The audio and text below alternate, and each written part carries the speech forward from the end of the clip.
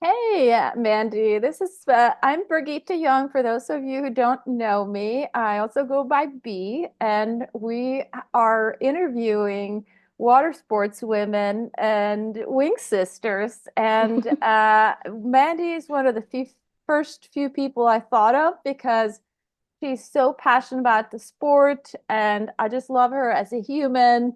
And Oh, I wanted to talk with you and share your story. So Ivy, thank you. Thank you for having me. so I so who is Mandy outside of winging, first of all? Like where did you grow up? Like what's your little bit of your background story? Oh, wow. Okay. Yeah. So I moved to the States 2005. So I've been here for quite a while. I'm originally from China. I've been working as a nurse since 2011. So it's been a long time. Um, right now, I work for Kaiser, which I work from home. Maybe I'll share a little bit more how I Sure. picked this career path. It's all like around how I can fit in, work and water sports, which is I basically chose my life decision, based my life decision all based on water sports. I love it. Mhm. So, what's how did you first learn about wing foiling? I know you've tried other sports, and feel free to share that too, because I we want to hear like how you got into this. Oh I love wow, your yeah. So I think it started similar like Tina. When it first happened, you just feel like, oh my God, this is such a silly like motion for the sports. It's like, is it gonna pick up? Is it gonna be a big thing? And turned out like now it's more I think it actually took off because it's way more accessible compared with kiting. In terms of the safety and how accessible with the launching and all of that, because I would feel really comfortable giving a wing set to my friends and say, hey, go ahead and try it without worry about the friends gonna injure themselves, But with kiting, I wouldn't say, hey, go take a kite and a bar and a board and go try it because it's imagine like that. so dangerous. They could literally injure themselves without taking lessons. But yeah, I didn't jump right into wing foiling when it first came out because I feel like, okay, a lot of people seems to be struggling when they first learn with the gear first came out, and it had evolved so much just within the last couple of years. So I actually picked up wing foiling 2022, which is like 2 years ago, and I think that's kind of like the second or third rendition of the gear already. So when I Yeah. learned I had an easier time compared with all the pioneer like Tina, because at first I didn't feel like the gear was super user friendly to begin with. So kudos to people like early adapters. They really are the pioneer on this. Like have gone through all of the hard work, make it work, give you the tips and tricks what you need to learn and look out for. So it made my learning progress super easy. So even though when I tell people like, oh, for today's world, you cannot really compare with how it was 3 years ago because things have gotten a lot more advanced and a lot more user friendly with the gear. So it's a lot easier to learn. I would encourage people to learn, Yeah, maybe today. that's why it took me so long. I know, I yeah, started on those seriously. big clunkers, you know. I'll tell Yeah. my story some other time, but I know exactly what you're talking about. Because sometimes people are like, oh my God, you learn so fast. Look, I'm like, that's not me. I'm not that good. It's really because I stood on the giant's shoulders because all our friends like kept giving me tips like how I could learn, faster. So I was really grateful to all of the tips and tricks that I got from friends, who had started learning way before me. Yeah, yeah. It's so fun to hear your story, and as you know, I'm a nurse too, and so I'm looking at and I think there's people from all walks of life that do this, and I love how you've adopted your life to fit this in, just like I have, and so many others. I think we'll hear their stories soon. So what's some of your favorite launch spots or area winging, but also I know you're learning to subfoil, downwind, and like don't hold back. We just want to know like what's your favorite, maybe favorite wing spots and favorite spots for something else too.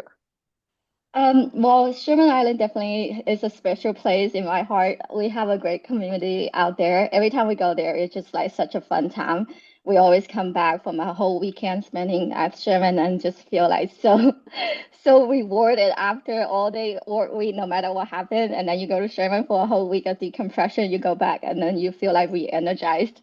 Um, Yes. Outside of Sherman in the Bay Area, I know Chrissy, Treasure Island, those are really good spots. But another spot people probably don't know so much about is Berkeley at the Cal Sailing Club. So there are a lot of people get into water sports in the Cal Sailing Club besides sailing, and people go stand up paddleboarding, and even weekly they have people actually go there for just swimming, and they have a really nice dock. When it's high tide, you literally just like jump off the dock, hop on your gear, and then off you go. You don't even get your hair wet. It's so nice. And then the amenity over there you can use there's like fresh water to rinse your gear, and then there's like actual turf, fake grass that you can back your car in, and you can rig up there. So it's a really nice spot. But it has to have at least 3 feet of tide to make it work. So when it's low tide, we usually go to the point where is the lower ship. Then we launch off there. But then otherwise, we always go to Berkeley. It's a great spot for winging, and we also go there when there's no wind. We would do stand-up paddleboard, flat water pop-up, or dock star on the foil. So that's like literally my favorite spot. It's so nice there. Awesome. How about outside of the San Francisco Bay Area? I know we got some awesome spots here, but I know you traveled a bit and at least did foil got inspired to subfoil or downwinding, that kind of thing. Yeah, so I have to say, La Montana is really good. When I first started kiting, we visited there because a lot of people said it's a good place to visit for kiting.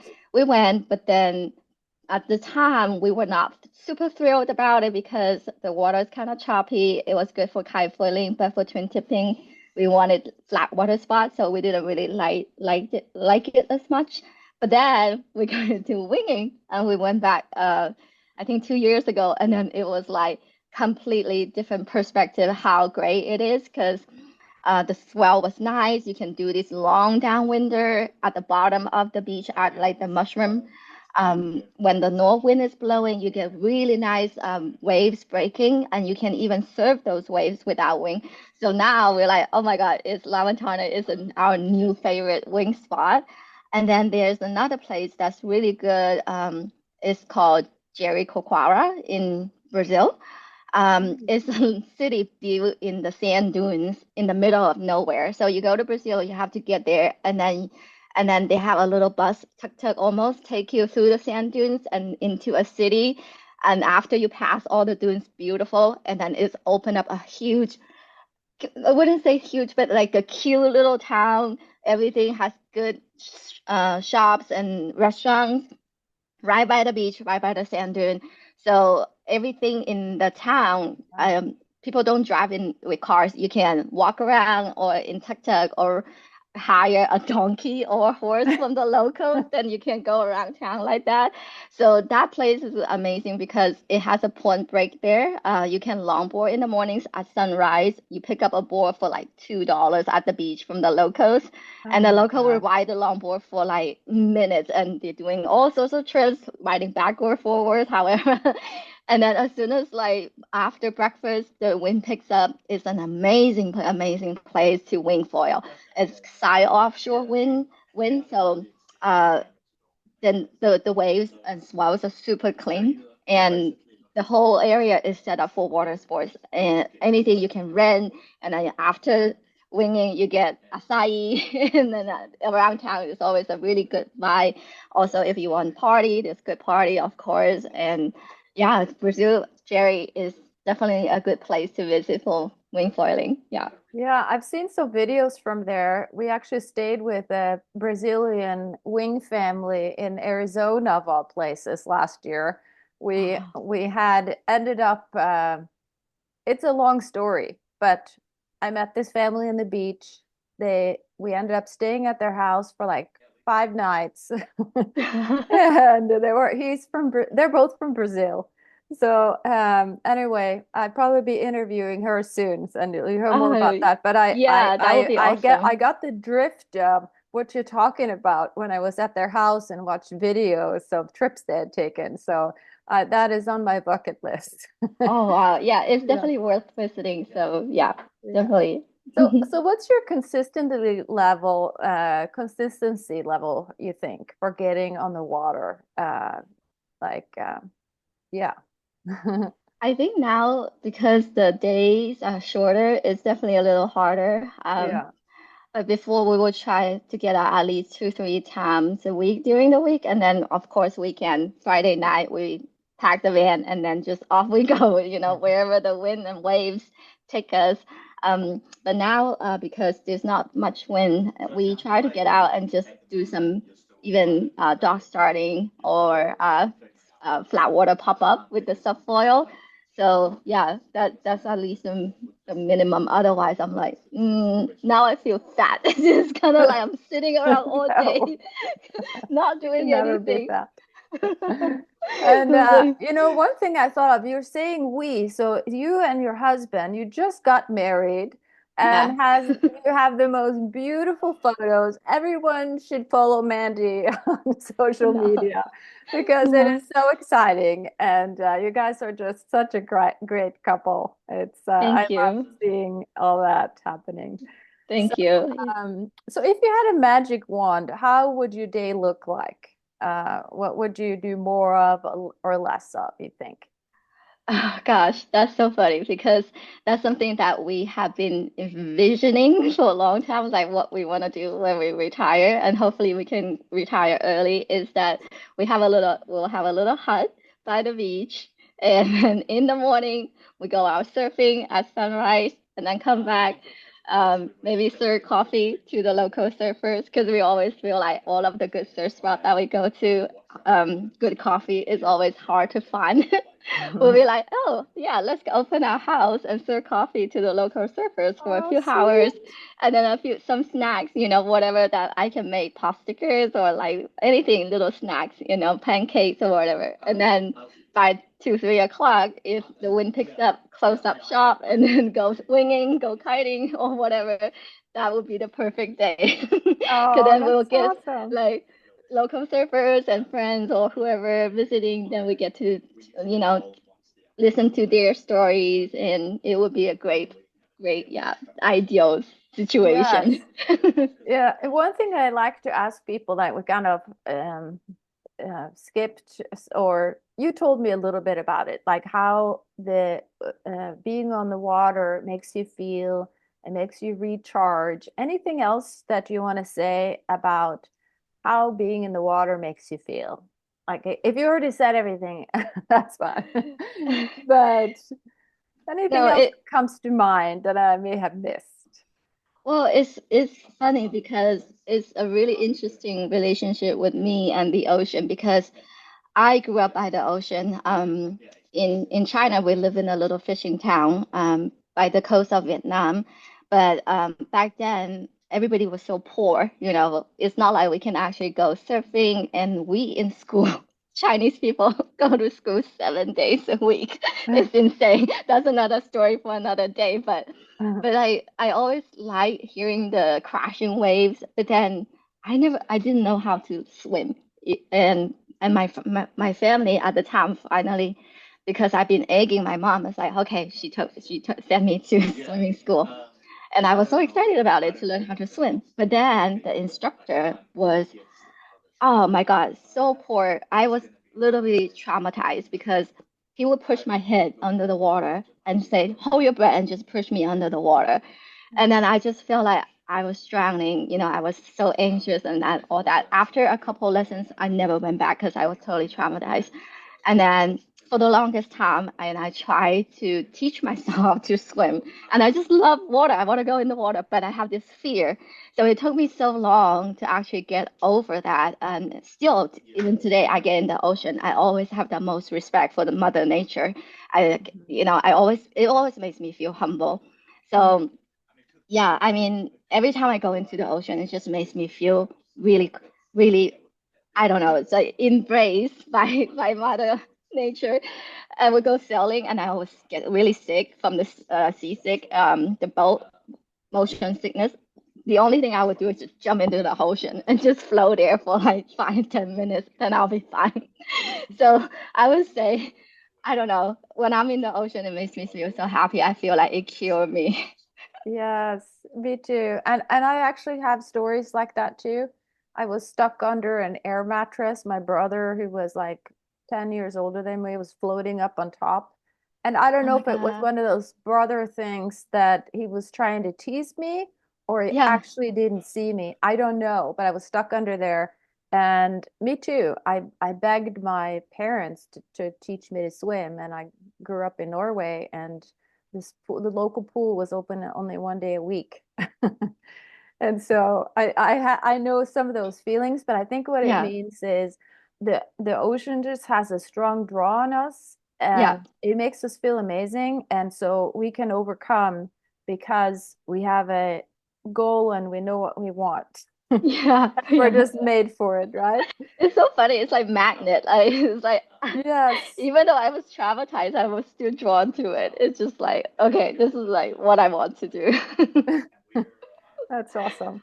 Um, so what's your my next question was going to be what's some of your favorite takeaways from being in the water sports community? And you've already shared many of them, but anything else that we could have missed? Oh my God. I just love the people in water sports in our community. I just feel really grateful to be part of it, to be honest. And I have heard stories. This is like something I'm sure he will let me share. he he's a kiter, and then we were like, I mean, we're still really close friends, but he was in the kiting scene way more. And then somehow he kind of stopped kiting and went out, hang out with a bunch of friends and other friends that he met through maybe going to music festival through other channels. And then a couple of years later, he came back to me. He was like, oh my God, I have to tell you, the people I met through kiting, through the community, through wind sport, water sports, it's just different type of people, different personality. I don't know why they're so giving, and they're just so loving, because all the other people that he had met, I'm not saying they're bad people or anything. I think it's the energy is different. Mhm. And it's just like the water sports people care a lot more. To be honest, I think they have so much love to give. So I really love to be part of this. So That's awesome. Me too. And I'm glad you are. It's wonderful. So one last question. How or do you feel like winging or water sports has taught you something that transferred into other parts of your life? Or do you feel like there's some takeaways that you can use in your life, other places, perhaps? one thing I have to say is like always be humble. That's kind of how the nature taught us.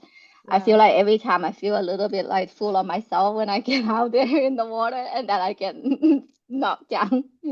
Hey, remember, we have to go with the flow and just That's whatever so the true. nature give us, be patient, be appreciative of what we have. Yeah, I think that's the Yeah. biggest thing. Mhm. That's awesome. Those are such great lessons for life in general because like there's always something to be thankful for. Yeah, Nothing's ever going to always be perfect, but there's always for something sure. to be thankful for. Yeah. And like you said, just being humble. I thank you so much for your time. I am gonna it's going to be exciting to share this. And I appreciate everything that you do and who you are. And thank you so much. Thanks again for having me.